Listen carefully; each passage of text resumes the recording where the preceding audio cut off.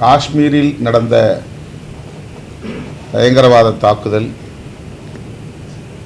மனிதாபிமானமற்ற கொடூரமான செயல். பயங்கரவாதத்தின் கோழைத்தனம் அப்பாவி பொதுமக்களை மிக கேவலமான முறையிலே படுகொலை செய்திருக்கிறார்கள். இதனை விடுதலை சிறுத்தைகள் கட்சி மிக வன்மையாக கண்டிக்கிறது. அந்த பயங்கரவாத நடவடிக்கைக்கு படுகொலைக்கு காரணமானவர்கள் யாராயிருந்தாலும், பின்னணியில் இருப்பவர்கள் யாராயிருந்தாலும்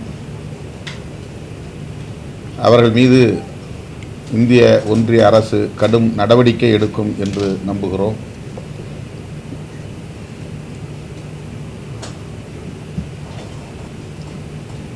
அனைத்து இந்தியர்களும் இத்தகைய பயங்கரவாத போக்குகளை ஒடுக்குவதற்கு ஒருங்கிணைந்து செயல்பட வேண்டிய ஒரு கட்டாயம் எழுந்துள்ளதை பார்க்கிறோம். சாதி, மதம், மொழி, இனம் என்கிற வேறுபாடு இல்லாமல் இந்தியர் என்கிற உணர்வோடு இணைந்து நாம் இந்த பயங்கரவாதத்தை எதிர்க்க வேண்டும். ஆனால் இந்தியர்களிடையே சாதியின் பெயரால், மதத்தின் பெயரால் பாகுபாடுகளை கூர்மைப்படுத்தி பகை வளர்த்து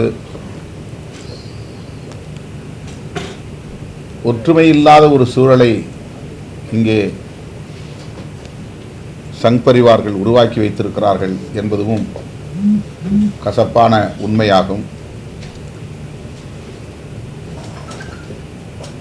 மத நல்லிணக்கத்தை பேணுவதும் சமூக நல்லிணக்கத்தை பாதுகாப்பதும் இந்திய ஒருமைப்பாட்டுக்கு மிகவும் இன்றியமையாத ஒரு தேவை என்பதை இத்தகைய சூழலிலாவது சங் பரிவார்கள் உணர வேண்டும் என்று விடுதலை சிறுத்தைகள் கட்சி சுட்டிக்காட்ட விரும்புகிறது. உள்துறை அமைச்சர் அமித்ஷா அவர்கள் இதற்கு பொறுப்பேற்க வேண்டும் என்று விடுதலை சிறுத்தைகள் கட்சியின் சார்பிலே வலியுறுத்துவதற்கு எந்த அரசியல் உள்நோக்கமும் இல்லை. இதில் என்ன அரசியல் ஆதாயம் விடுதலை சிறுத்தைகள் கட்சிக்கு கிடைத்துவிடப் போகிறது? நாங்கள் பதவி விலக வேண்டும் என்று சொல்லுவது எங்கள் ஆதங்கத்தின் வெளிப்பாடு, அவ்வளவுதான். இதனால் உடனே அமித்ஷா பதவி விலகிவிடப் போவதில்லை, அல்லது பாஜக அரசுக்கு நாங்கள் விடுக்கிற இந்த வேண்டுகோள் பெரிய நெருக்கடியை ஏற்படுத்தப் போவதில்லை. ஆர்டிகிள் 370 அரசமைப்பு சட்டத்தின் உறுப்பு எண் 370 நீக்கிவிட்டால் ஜம்மு காஷ்மீரில் பயங்கரவாதம் இருக்காது, பதற்றம் இருக்காது, சுற்றுலா வளர்ச்சி அடையும், யாரும் அங்கே தொழில் தொடங்கலாம் என்கிற ஒரு கருத்தை திரும்ப திரும்ப பாஜக அரசு சொல்லி வந்தது. சொல்லியவாறே அவர்கள் அந்த உறுப்பு எண் 370 நீக்கம் செய்தார்கள். ஜம்மு காஷ்மீர் என்கிற மாநிலத்தை யூனியன் பிரதேசங்களாக உடைத்தார்கள். இப்போது பொதுமக்கள் சுற்றுலா செல்லலாம் என்று கதவுகளை திறந்து விட்டார்கள். அரசின் இந்த அறிவிப்பை நம்பி பொதுமக்கள் அங்கே பயணம் செய்தார்கள்.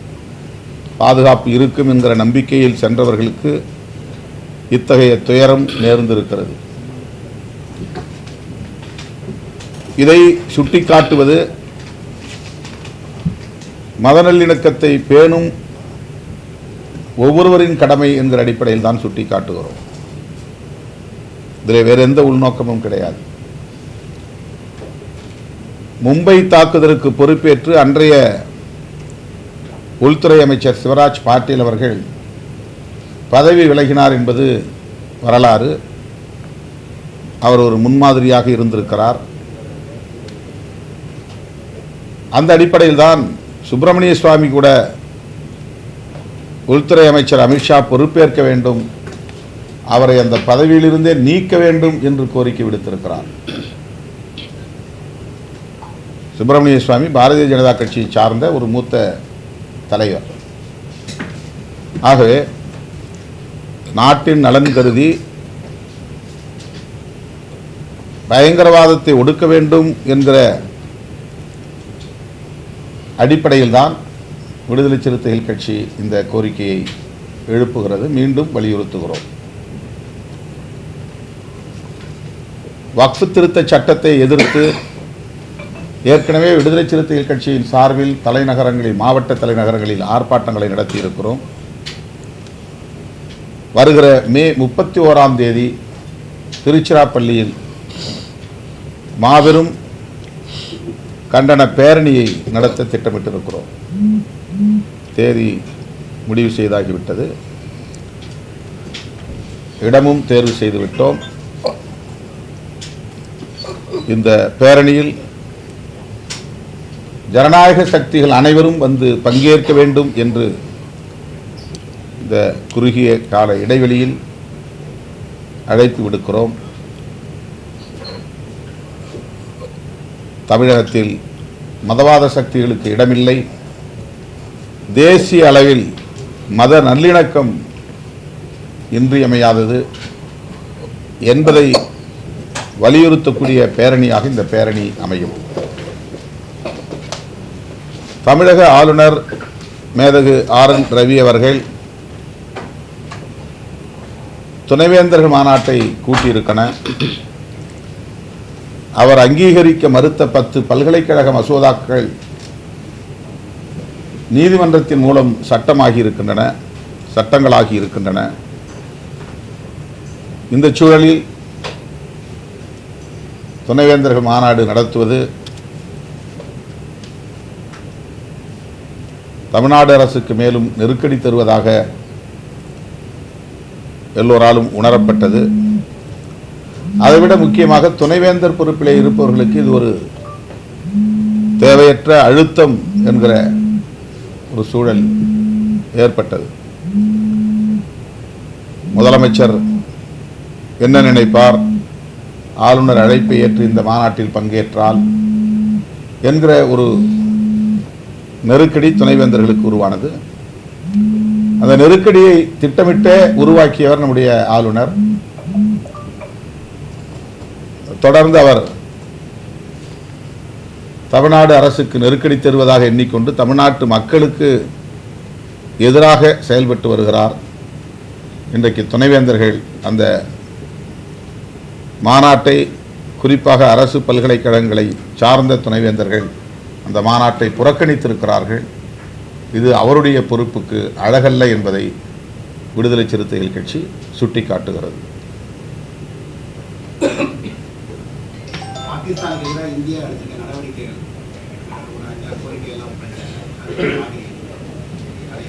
இரு நாடுகளுக்கு இடையிலான போராக மாறிவிடக்கூடாது என்பது எங்களுடைய கருத்து. பயங்கரவாதத்தை 2 நாடுகளும் சேர்ந்து அழித்தொழிப்பதற்கு இணைந்து செயல்படுவதுதான் இரு நாடுகளுக்கும் நல்லது. பயங்கரவாத நடவடிக்கைகளுக்கு ஒரு நாடு பொறுப்பு என்று கருதி நாம் பாகிஸ்தானுக்கு எதிராக யுத்தம் தொடுத்தால் நாம் வலிமையோடு இருக்கிறோம் என்று கருதினால் அதை நிரூபித்து காட்டுவதற்கு முயற்சிக்கக்கூடாது. நம்முடைய வலிமையை நாம் நமக்குள்ளே வைத்துக் கொள்ள வேண்டும். உலகளாவிய தாக்கத்தை அது ஏற்படுத்தும். பயங்கரவாதத்திற்கு அந்த நாடு துணை போகுமேயானால் அதை உலக அரங்கில் அம்பலப்படுத்த வேண்டியதும், உலக அரங்கில் அந்த நாட்டை அந்நியப்படுத்த வேண்டியதும் நம்முடைய பொறுப்பு. அந்த வகையில் இந்திய ஒன்றிய அரசு அணுகும் என்று நான் நம்புகிறேன். யுத்தத்திற்கு இடம் உருவாகாது என்றும் கருதுகிறேன். இது எங்களுடைய ஆதங்கத்தின் வெளிப்பாடு. நாங்கள் சொல்கிறதுனால அவர் ஒன்றும் ரிசைன் பண்ண போகிறதில்ல. ஏன்னா அவர் தான் அதுக்கு ரெஸ்பான்சிபிலிட்டி. திரும்ப திரும்ப அவர் லோக்சபாவிலையும் ராஜ்யசபாவிலையும் ஆர்டிகிள் 370 நீக்கிட்டா எல்லாம் சரியாயிரும்னு சொன்னாங்க. ஆனால் இன்றைக்கி என்ன நிலை? நீ சுற்றுலா வரக்கூடாதுங்கிறதுக்கு தான் சுட்டு தள்ளியிருக்கான். பொதுமக்கள் மேலே இருக்கிற கோபம் அல்ல, அது இந்திய ஒன்றிய அரசாங்கத்தின் மேலே இருக்கிற கோபம். நீ ஆர்டிகிள் 370 நீக்கிட்டா யார் வேணாலும் உள்ளே வருவீங்க, தொழில் தொடங்குவீங்க, இங்கே இருக்கிற கனிம வளங்களை சுரண்டுவதற்கு முயற்சி செய்வீர்கள். இதற்கெல்லாம் நாங்கள் இடம் கொடுக்க முடியாது என்று எச்சரிக்கக்கூடிய வகையில்தான் பயங்கரவாதிகள் இப்படிப்பட்ட நடவடிக்கைகளில் ஈடுபட்டு இருக்கிறார்கள் என்று நாம் எண்ண தோன்றுகிறது. எனவே மத நல்லிணக்கத்தை உயர்த்தி பிடிக்க வேண்டும். முஸ்லிம்களுக்கு எதிராகவோ கிறிஸ்தவர்களுக்கு எதிராகவோ பரப்புகிற வெறுப்பு அரசியல் இந்தியர் ஒற்றுமைக்கு எதிராக போய் முடிகிறது. இந்தியர்கள் ஒற்றுமையாக இருக்க வேண்டுமானால் இந்த மண்ணில் சமூக நல்லிணக்கம் பாதுகாக்கப்பட வேண்டும். ஆர்டிகல் 370 நீக்கினதுக்கு அப்புறம் தான் எல்லாம் குடியேற்ற கிட்டத்தட்ட 80,000 பேர் வந்து குடியேறியிருக்காங்க. காஷ்மீர் வந்து முஸ்லீம்களுக்கு தான் சொந்தம் அப்படிங்கிற மாதிரி டெரரிஸ்ட் நினைக்கிறாங்க. அதை வந்து குடியேற்றத்தை விரும்பாதனால தான் துப்பாக்கி சூடு நடந்ததுன்னு சொல்றாங்க. யார் போய் குடியேறிருக்கா? அதுதான் மற்ற மாநிலங்கள்லேருந்து காஷ்மீர் இது வரைக்கும் 370 முன்னாடி யாருமே குடியேறினதில்லை. 370 வந்ததுக்கு அப்புறம் தான் எல்லாருமே போய் 80,000 பேர் வந்திருக்காங்க. காஷ்மீரில் சமீப காலங்களில் 80,000 பேர் குடியேறியிருக்காங்க. அதனால தான் காஷ்மீர் வந்து எங்களுக்கு தான் சொந்தம், மற்ற மாநிலங்கள்லேருந்து வரக்கூடாதுன்னு சொல்கிறாங்க. அதுதான் நான் ஒரு நேரம் சொன்னேன். ஆமாம், அது இந்த மாதிரி அரசாங்கத்தினுடைய இந்த நிலைப்பாடு, இந்த கொள்கை அல்லது இந்த அணுகுமுறை பயங்கரவாதத்தை மேலும் தீவிரப்படுத்துவதற்குத்தான் பயன்படுகிறதே தவிர பயங்கரவாதத்தை ஒழிப்பதற்கு பயன்படவில்லை. அதற்கு அடையாளம் இப்போது நடந்திருக்கிற தாக்குதல். இந்த மாதிரி தாக்குதல் வந்து பெரும்பாலும் சிறுபான்மை இஸ்லாமிய தான் குற்றச்சாட்டு வைக்கப்படுது. இதில் கூட என்ன சொல்கிறாங்கன்னா, இந்துக்களை வந்து கொள்றாங்க, முஸ்லீம் வந்து விட்டுறாங்க, அவங்களுடைய உடைகளை கழட்டி பார்த்து சுட்டாங்க. இதுக்கு ஆதாரம் இல்லை, யாரும் வந்து இதுக்கு ஆதாரம் இல்லை. செய்தியை உடனே ஒரு மணி நேரத்தில் செய்தியை பரப்ப ஆரம்பிச்சிட்டாங்க. யாருங்க போய் அங்கே இன்வெஸ்டிகேஷன் பண்ணுறதுக்கு முன்னாடி, உண்மை நிலவரத்தை கண்டறிவதற்கு முன்னாடி எந்த விதமான ஆதாரமும் இல்லாமல் உடனே உடையை கட்டி இஸ்லாமியரா என்று பார்த்து அதன் பிறகுதான் சுட்டார்கள் என்றெல்லாம் சொல்லுகிறார்கள். அப்படி பார்த்தால் குதிரை சவாரி தொழில் செய்யக்கூடிய ஒரு இஸ்லாமியர் கொல்லப்பட்டிருக்கிறார். சையத் உசேன் என்கிற ஒரு தொழிலாளி கொல்லப்பட்டிருக்கிறார். அவர் எப்படி கொல்லப்பட்டார்? இதில் வந்து பயங்கரவாதம் என்று தலை தூக்கினால் அதில் அவர்கள் சாதி, மதம், மொழி, இனம் எதையும் பார்க்க மாட்டார்கள். அவங்களுக்கு ஜம்மு காஷ்மீர் மாநிலம் எங்களுக்குரிய மண், எங்கள் தாயகம். இதில் வந்து இந்தியா ஆக்கிரமிப்பு செய்கிறது, இதுதான் அவங்களுடைய கருத்து. நாங்கள் முதல்ல பி. சிதம்பரம் அவர்களின் தலைமையிலான ஒரு குழுவிலே நானும் ஒரு உறுப்பினராக இடம்பெற்றிருந்தேன்.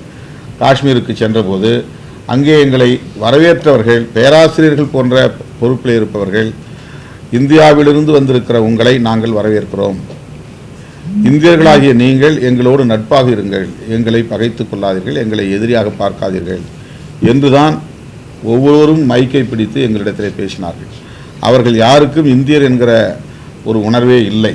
இந்தியாவிலிருந்து வந்த அமைச்சர் தலைமையிலான குழுவை இன்னொரு நாட்டிலிருந்து வந்த குழுவாகத்தான் அவர்கள் பார்க்கிறார்கள். இப்படித்தான் அவருடைய உளவியலே இருக்கிறது. இந்த சூழலில்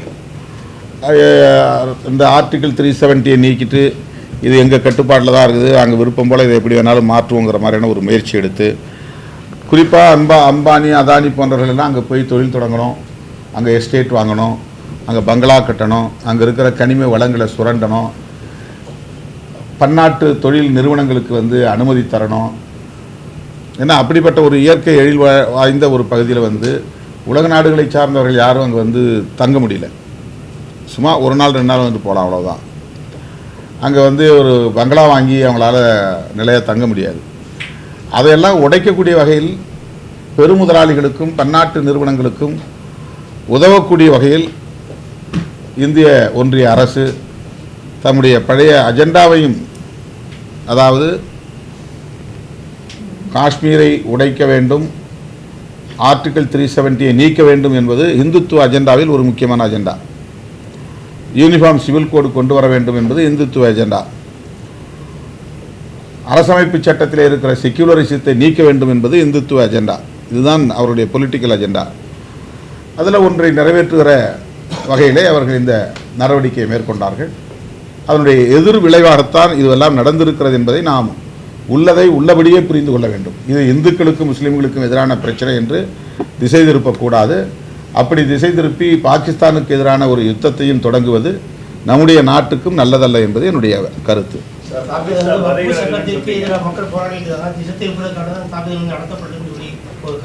அப்படி நம்ம யூகத்தின் அடிப்படையில் கருத்து சொல்ல முடியாது. இது ஒரு நாள் 2 நாளில் உடனே சட்டம் கொண்டு வந்த உடனே நிகழ்த்தப்பட்டதாக இருக்காது. இதற்கு முன்னதாக அவர்கள் பல மாதங்களுக்கு முன்னதாகவே இந்த நடவடிக்கையில் ஈடுபட்டிருக்கலாம். குறிப்பாக 370 ஆர்டிக்கிள் ரிப்பீல் செய்த காலத்திலிருந்தே அவர்கள் இந்த முயற்சியை மேற்கொண்டிருக்கலாம்.